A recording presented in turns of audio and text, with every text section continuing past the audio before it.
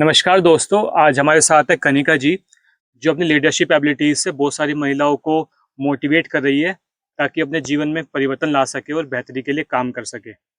कनिका जी के बारे में हम आज जानने की कोशिश करेंगे कि वो कैसे राजस्थान असंगठित मजदूर यूनियन से जुड़ी, उनका अभी तक का क्या-क्या अनुभव रहा।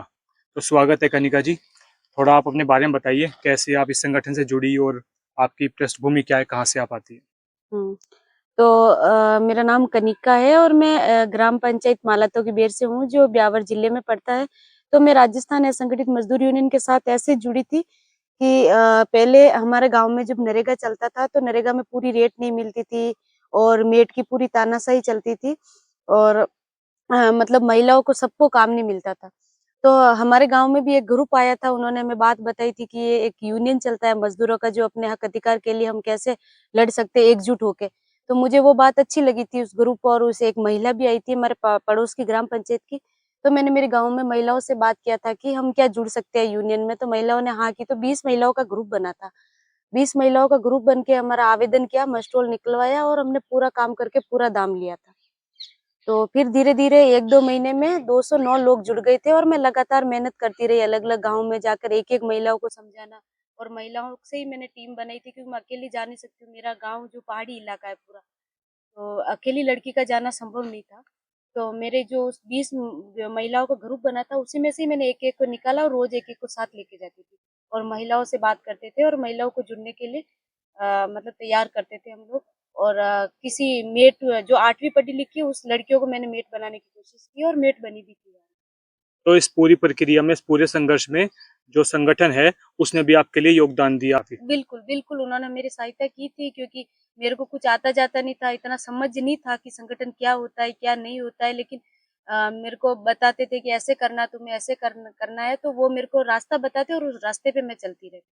लेकिन जैसे कि आपने खुद बताया अभी कि जब भी कोई लड़की इस किस्म के काम करती है, जो इस इस परिस्थिति में शायद सही नहीं माने जाते, राजस्थान में खास तौर पर, तो आपको बहुत सारी चुनौतियों का भी सामना करना पड़ा होगा। हाँ, करना पड़ा था चुनौतियों का सामना, क्योंकि मेरे गाँव, मेरे परिवार, मेरे फैमिली ने मतलब एक तरीके से देखा था, बहुत अलग तरीके से देखा था कि किसी ने तो चरित्रहीन कहा था कि ये तो ऐसे लड़ती है, ऐसे करती है, इसका स्वभाव सही नहीं है, बोलने का तरीका सही नहीं है, लड़की क्या करेगी, मतलब ज़्यादा कानून पढ़ लिया है क्या?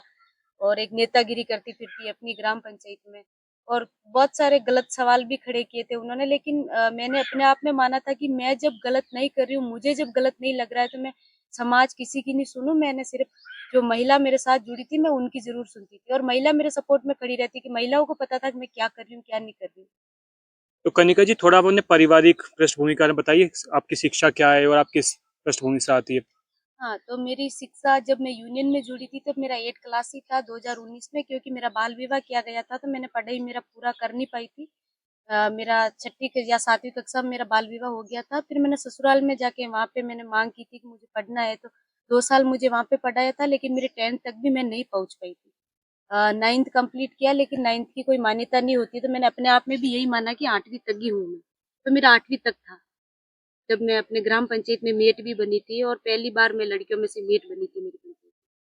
तो अभी आपकी शिक्षा जो है 8वीं तक है या फिर आपने उसके बाद ही पढ़ाई जारी करी किसी ना किसी तरीके से? नहीं, जब मैंने ये यूनियन में काम करना शुरू किया और मैंने सीखने लगा, तो मेरे अपने आप में आया कि मुझे सीखने की और ज़रूरत है, और उसके साथ मुझे पढ़ाई करना बहुत ज़रूरी है। तो फिर मैंने ओपन से 10th किया, और फिर 2023 में मैंने ओपन से 12th किया, और अभी मेरा बीएसडब्ल्यू का फर्स्ट ईयर चल रहा है। तो जैसे कि आपने बताया कि संगठन आपकी सहायता करता है कि किस तरीके से आपको लोगों से बातचीत करनी है, किस तरीके से लोगों को संगठित करना है। जी। तो किस तरीके से सहायता करता है? मतलब कि कोई ट्रेनिंग होती है, कोई कार्यशाला होती है या फिर आपको कोई लिखित सामग्री दी जाती है? मतलब कैसे आपको संगठन ट्रेन करता है? हाँ, तो संगठन हमें ट्रेन करता है कि जो अनुभवी है या सीनियर साथी है, उनके साथ हम जाते हैं और एक परिवार की तरह रहते हैं। यहाँ कोई वो नहीं है कि कोई सीनियर है, कोई जूनियर है या ऊँच-नीच है, ऐसा कुछ नहीं है। तो सबको एक ही सम्मान मिलता है, चाहे वो 10 साल पुराना हो, चाहे वो आज नया आया हो, एक ही जैसे सम्मान मिलता है। तो हम परिवार के साथ बातचीत करके सीखते हैं, और कई फील्ड में जाते हैं तो हमारी टीम बन के जाती है, तो वो वहाँ से हम सीखते हैं। कहीं धरने में महिलाओं से सीखते हैं, तो हम सबसे सीखने को मौका मिलता है, और हम सही गलत का देखते हैं, क्या सही है, क्या गलत है, जो सही होता है अपने अंदर लेते हैं हम।